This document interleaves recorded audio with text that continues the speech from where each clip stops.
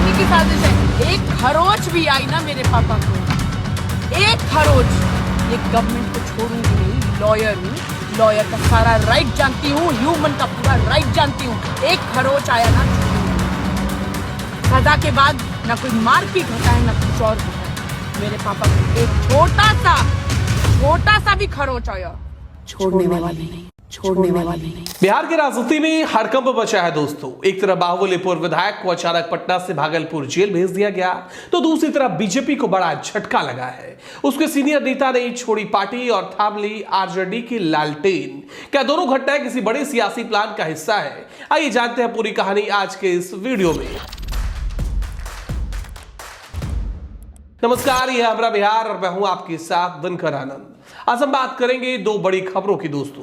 पहली, बाहुबली नेता मुन्ना शुक्ला की जेल ट्रांसफर को लेकर बचा बवाल, और दूसरी आरजेडी में शामिल हुए बीजेपी नेता प्रगति मेहता की घर वापसी की। मुन्ना शुक्ला जेल ट्रांसफर विवाद पर बात कर ले तो वैशाली के लालगंज से बाहुबली और पूर्व विधायक मुन्ना शुक्ला को ब्रजबिहारी हत्याकांड मामले में सजा मिलने के बाद बेऊर जेल में रखा गया था, लेकिन अचानक आदेश जारी हुआ, उन्हें पटना से भागलपुर जेल शिफ्ट किया जा रहा है।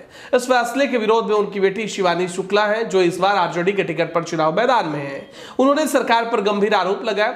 शिवानी शुक्ला ने कहा कि जब कोई ठोस वजह ही नहीं तो पापा को भागलपुर क्यों भेजा जा रहा है? यह फैसला सिर्फ टॉर्चर करने के लिए है। उन्होंने आगे कहा कि उन्हें डर है कि कहीं उनके पिता की हत्या की साजिश न हो।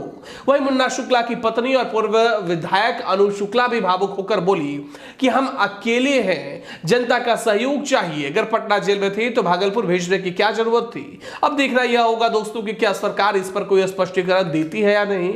अब बीजेपी को भी झटका लगा है, आरजेडी में प्रगति मेहता शामिल हो गए हैं, इस पर भी अब बात कर लेते हैं। इधर पहले चरण के चुनाव से ठीक पहले बीजेपी के लिए बड़ा झटका लगा। जमुई के कद्दावर नेता प्रगति मेहता ने पार्टी छोड़कर आरजेडी का दामन थाम लिया। तेजस्वी यादव ने पटना में अपने सरकारी आवास पर मेहता को पार्टी की सदस्यता दिलाई है।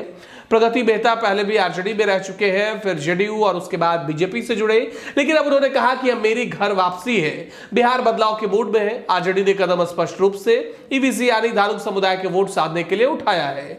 जमुई में मेहता का अच्छा जनाधार माना जाता है दोस्तों, और पार्टी को उम्मीद है कि इससे वहां की सियासत में बड़ा असर पड़ेगा। जातिगत समीकरणों के इस खेल में यह चाल आरजेडी को कितना फायदा पहुंचाएगी यह आने वाला वक्त बताएगा, लेकिन बिहार की राजनीति में ऐसे हर कदम के पीछे एक संदेश होता है, कभी जेल ट्रांसफर तो कभी पार्टी ट्रांसफर। आपको क्या लगता है, क्या मुन्ना शुक्ला का मामला सिर्फ कानून का हिस्सा है या इसके पीछे सियासी चालें भी छिपी हुई है? और क्या प्रगति मेहता की वापसी से जमुई में बीजेपी को नुकसान, आरजेडी को फायदा होगा? अपने विचार कमेंट में जरूर बताइए और जुड़े रहिए हमारा बिहार के साथ। तब तक के लिए नमस्कार।